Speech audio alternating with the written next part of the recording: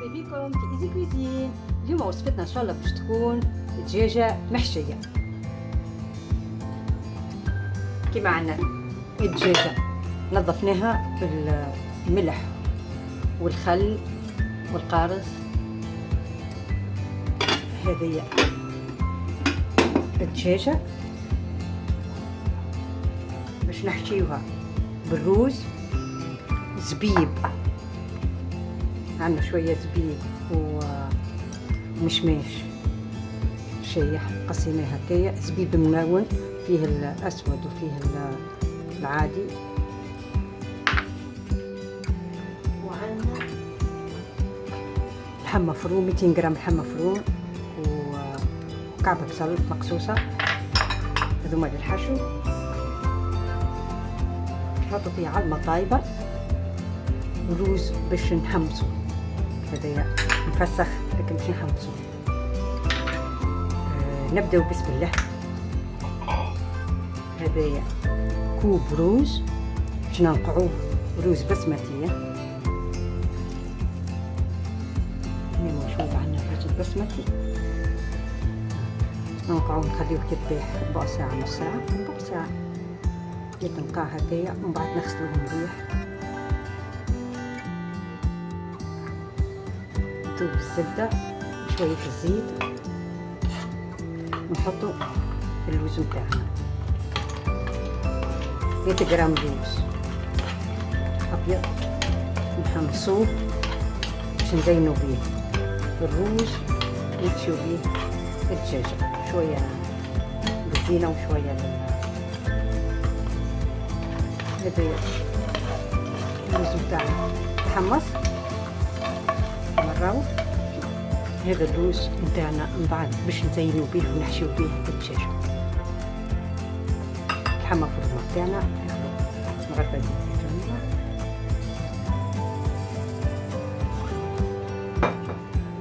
نحطو البصل،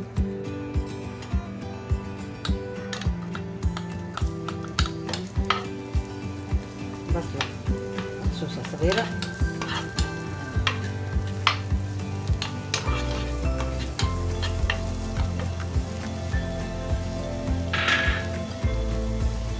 هذا اللحم 200 جرام لحم مفروم.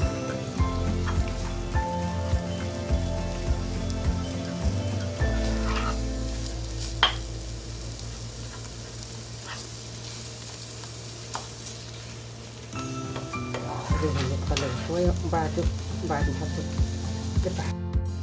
عندنا مغرفة صغيرة فلفل أسود، مغرفة كبيرة تابل اللي هو كزبرة ناشفة، مغرفة كبيرة كركم، ومغرفة ملح. نحطو الفحم متاعنا الكل.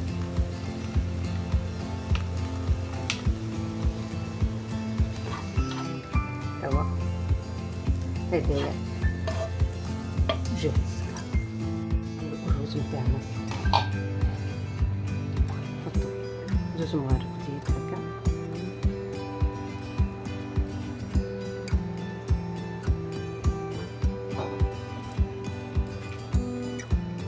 عندنا هنا قرفة عويد، وعندنا أوراق رند نحطو الأوراق الرند وقرفة عويد. عندنا هيل وعود قرنفل.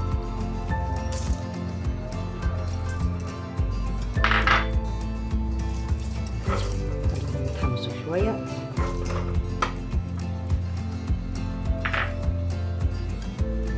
هذايا هنا عندنا كوب رز بسمتي غسلناه مليح. هذايا زادا غسلناهم واستقطرناهم الزبيب والمشمش الناشف. عندنا هنا ملح وفلفل اكحل وكركم وشويه قرفه بودر. حمصوا هنا شويه.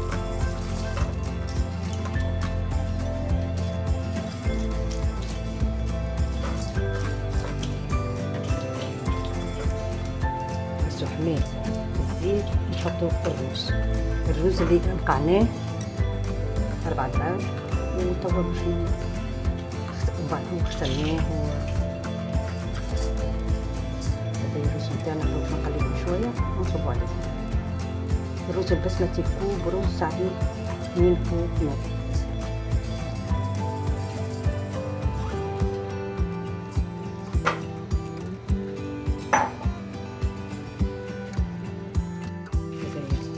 نقليه شوية الرز بتاعنا، شوية الزيت، حبة الكل،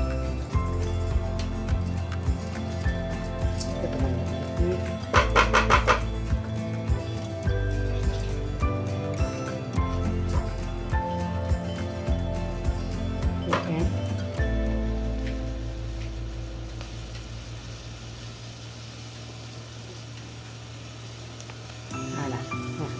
بتاعنا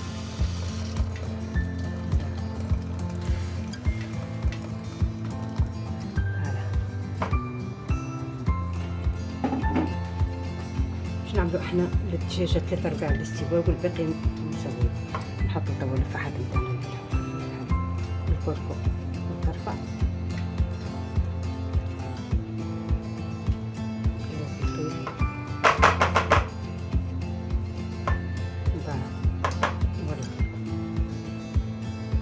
يغلي، نقصوا عليه شوية ونغطيه.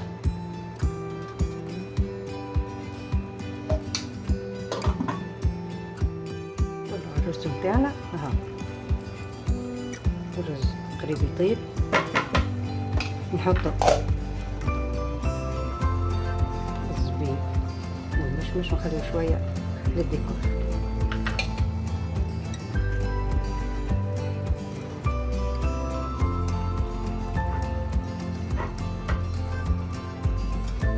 دقيقتين. الرز بتاعنا طاب، فيه الزبيب وفيه مشماش الناشف، باش ناخذ نخليه شويه الحم للزينه من بعد. وهذه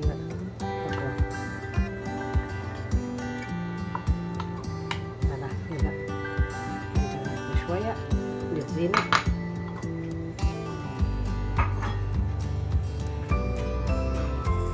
وهذه خليه شوية زينة. وهذا الحشو، هذا هو الحشو بتاعنا، لحم مفروم ولوز وزبيب ومشماش ناشف.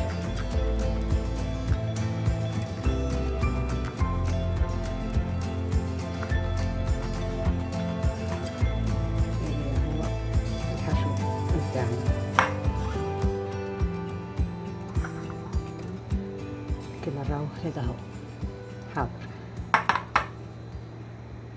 تو نبداو بالخلطة نتاع الدجاج. عندنا 4 مغارف زيت، مغرفة كبيرة ياغورت ناتور، مغرفة كاتشوب، تنجم كاتشوب تعمل معاها في عودها معجون طماطم ومغرفة عسل، وهذيا موتار، فلفل اكحل وملح. هذوما 2 مغارف، مغرفة كليل ومغرفة زعتر والا اغ دو بروفونس تنجم تحط.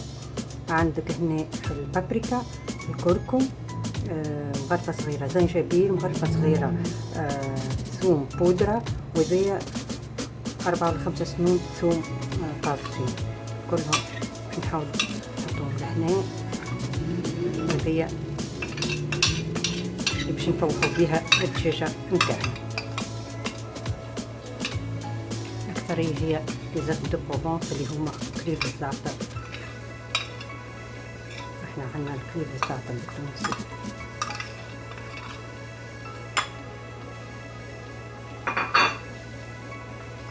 ياغورت ناتوريل يزيد يطري الدجاجة.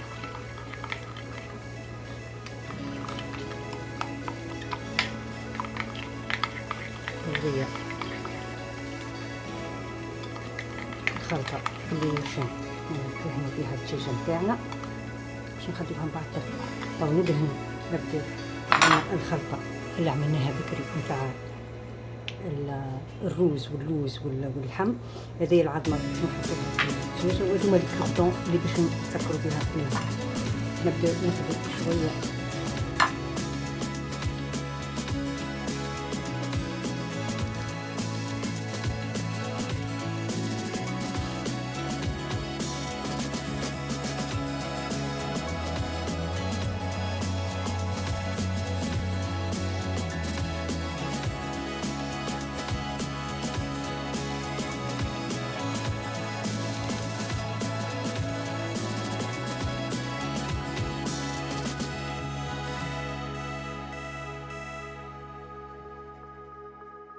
كيما راهو توا مسكرة الدجاجة كلها. خلينها نفس باش يتنفخ الروز. نحطو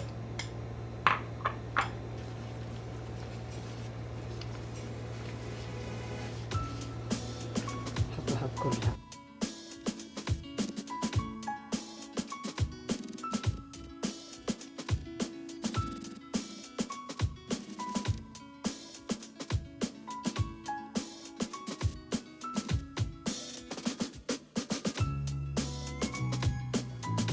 هكا ونرجعو. هذه هي دجاجتنا نحطوها ترتاح سويعة من 8 ولا سويعة ونص في الثلاجة، ومن بعد نحطوها في الساشي ونحطوها ساعة ونص في النار ونرجعو. هذا الكيس الحراري نمدوه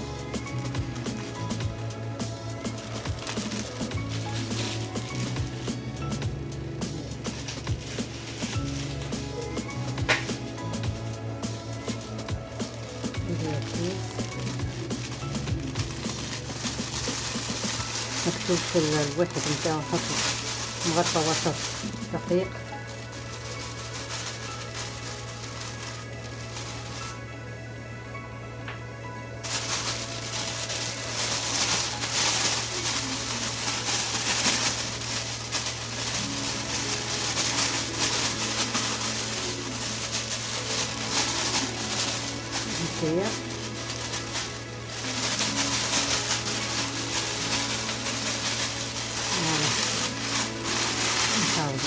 نحط الزيت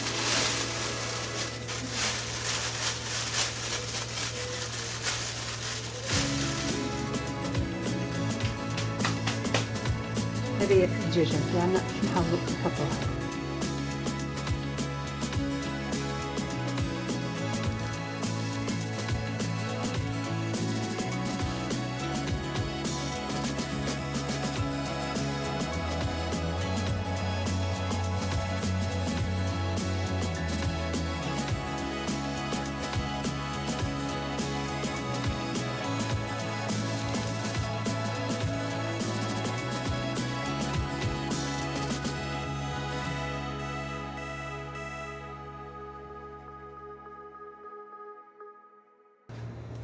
على الفور ساعة ونص ونرجع لكم. هذه دجاجتنا جاهزة، نحاولوا نحلوها.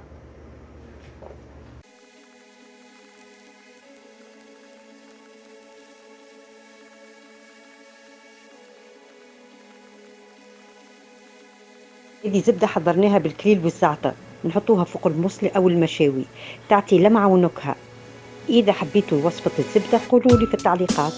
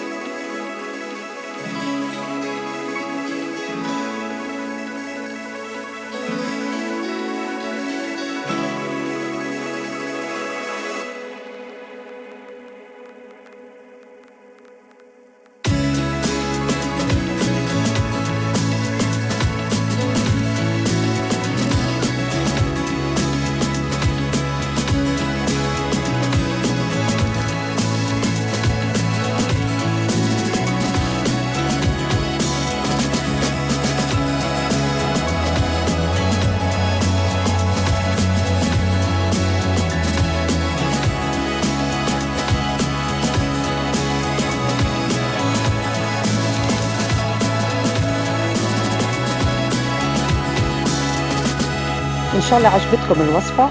ما تنسوش اللايك والاشتراك في القناة. نتمنى لكم سنة جديدة تكون مليئة بالخير والحب والفرحة. كل سنة وانتم طيبين.